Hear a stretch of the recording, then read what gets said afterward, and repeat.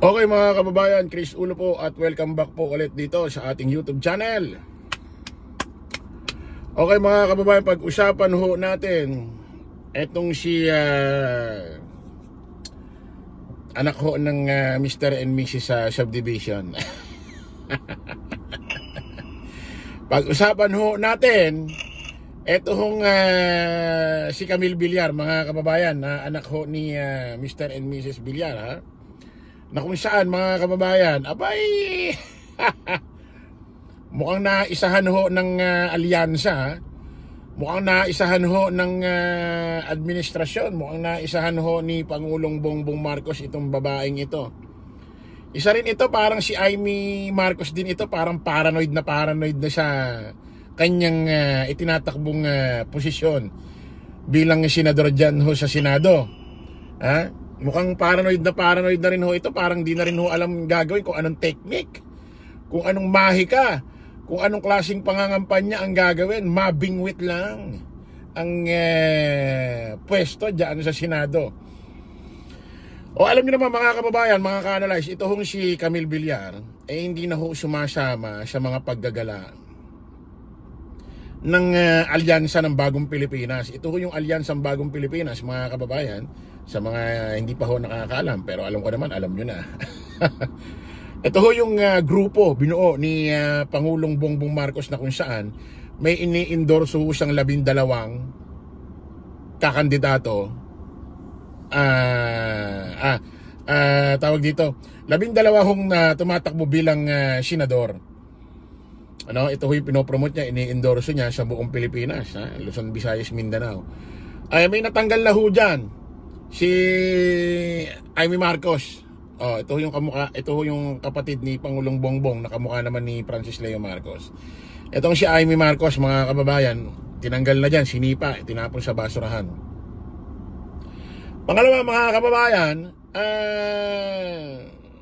although ito si Camille Villar, wala hong nilalabas na statement sa kanyang kampo na umaalis na siya sa alyansa ng Bagong Pilipinas dito sa grupo ni Pangulong Bongbong, at wala rin naman ito si Pangulong Bongbong or ng administrasyon or ng bumubuong alyansa ng Bagong Pilipinas na itong si Camille Villar inaalis na nila sa kanilang grupo. Although walang magkabila ang binibigay na pahayag, pero ito ho si Camille Villar mga kababayan hindi na ho sumasama sa mga pag-iikot ho ng alyansa ng Bagong Pilipinas, Luzon, Visayas, Mindanao. Wala na.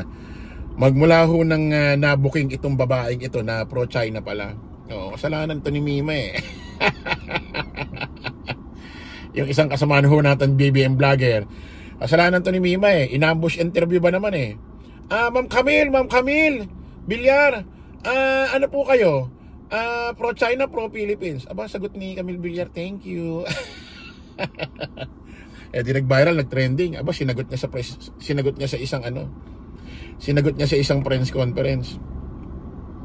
Hindi niya raw narinig yung tanong ng vlogger. Wow, hindi rinig. Syempre, di ba mga kababayan, pag kayo may kausap at hindi niyo narinig ang hindi niyo narinig ang sinasabi sa inyo nung nagtatanong sa inyong tao, di ba ang isasagot mo? Ano 'yon? Pakiulit, di ba ganon? Kung social ka naman, medyo saucy ka, ang isasagot mo, di ba, pag di mo narinig, come again. Come again. Ganyan. Aba, sinagot, thank you, sabi. Ibig sabihin, hindi siya komportable, napapaso siya sa mga ganong klaseng katanungan. Kaya hindi niya sinagot, di ba mga kababayan? Siguro baka maapektuhan yung business nila, kasi alam niyo naman itong pamilyang ito halos gawin ng Camellia Homes ang Pilipinas. Halos gawin ng subdivision, Luzon, Visayas, Mindanao. Siguro may mga ka-business silang mga Chinese business partner na po pwedeng maapektuhan, kaya siguro sinagot nila lang thank you. Okay mga kababayan, magmula noon humina na ang survey nito ni Camille Villar. Nagduda na ho ang mamamayang Pilipino, pati ho yung mga sumusuporta, mga loyalista, mga taga-suporta ni Pangulong Bongbong Marcos. Kaya nga yung survey nito, wala na, bumaksak na rin parang kay Amy Marcos aba, ito ngayon, di ba nung nakaraan, meron hong video, larawan or picture, na kung saan ini-endorse ho ni VP Inday Sara Duterte etong si Camille Villar. ini-endorse niya bilang senador. Tinaaso ni VP Inday Sara Duterte. Obviously naman syempre may bayad yan, may kapalit na pera, imposible namang thank you yan, di ba? Si VP Inday Sara ba naman? Money. Ito mga kababayan, inendorso. So, alam mo yon mga kababayan, napakalaking, mas lalong babaksak ang survey ni Camille Villar dito sa nangyaring ito. Kasi maliwanag, pasasikat ng araw, ang ginawa ho ni Camille Villar dito sa Alyansang Bagong Pilipinas, especially rito kay Pangulong Bongbong Marcos, ay pagtataksil, pagtatraidor. Bakit? Isipin niyo mga kababayan, hindi naman siguro lingid sa kaalaman ni Camille Villar na may awayang Duterte at may awayang Marcos.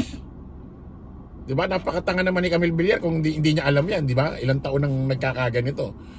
So nakakapagtaka na miyembro si Camille Villar siya ng alyansa ng Bagong Pilipinas, ini-endorso siya ni Pangulong Bongbong Marcos. Tapos hindi na siya umaaten sa mga pag-iikot ng alyansa ng Bagong Pilipinas. Ito makikita natin biglang may lalabas na picture or larawan o video na kung saan ini-endorso siya ni VP Inday Sara Duterte na kung saan kaaway ni Pangulong Bongbong Marcos sa politika. So, ano to? Wala ka bang isip? Tanga ka ba? Tanga ka ba? Kasi nagtataka ko, kung talagang malakas ang mga Villar, malakas ang nanay mo, malakas ang tatay mo, sa mamamayang Pilipino, Luzon, Visayas, Mindanao, bakit hindi ka nalang nagpataas ng kamay mo kay Manny Villar, kay Cynthia Villar? Bakit kinakailangan pang kay VP Inday Sara Duterte? So, ibig sabihin kumukuha ka ng simpatya, kumukuha ka ng boto, gusto mo makakuha ng boto sa mga DD shit.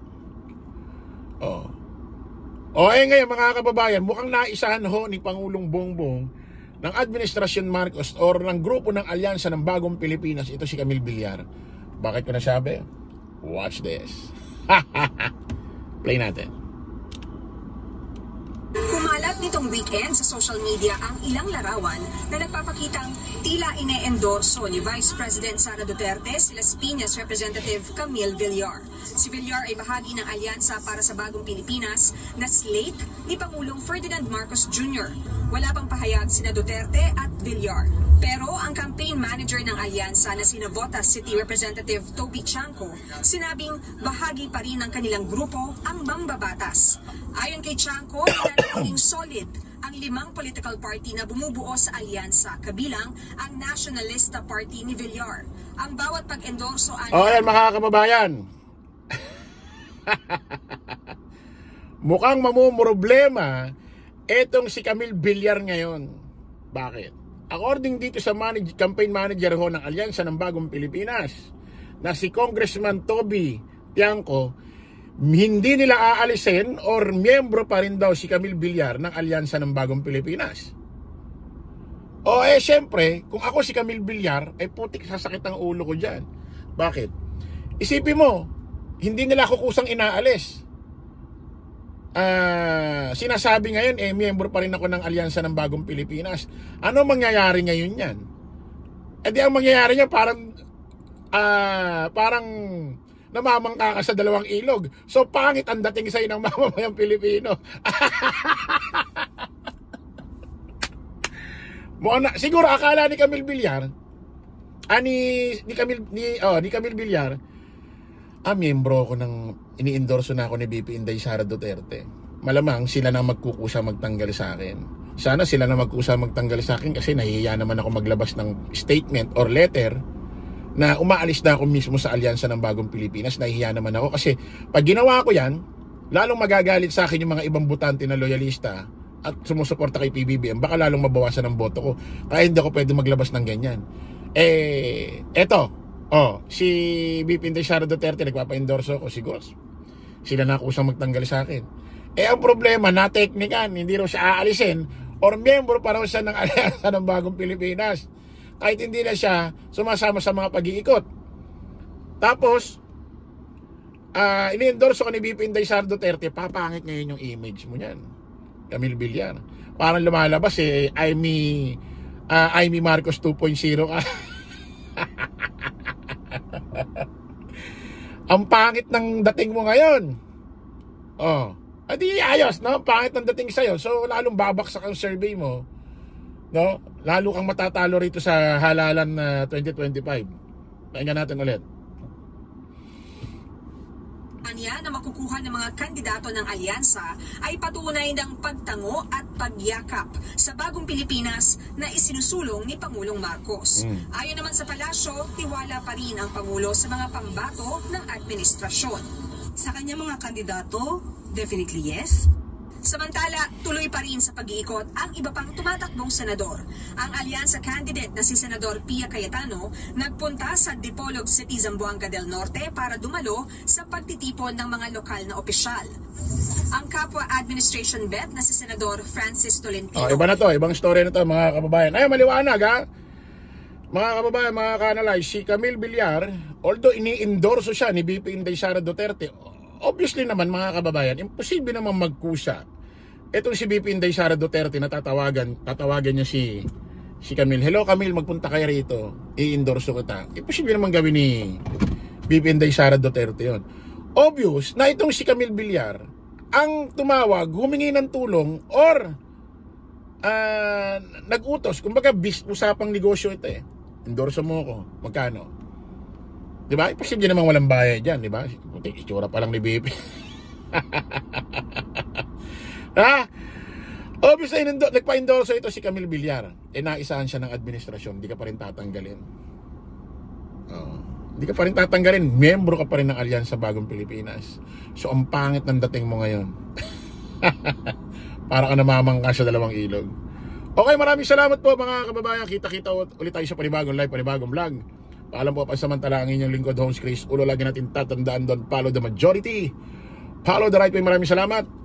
Kita-kits po tayo ulit. Bye-bye.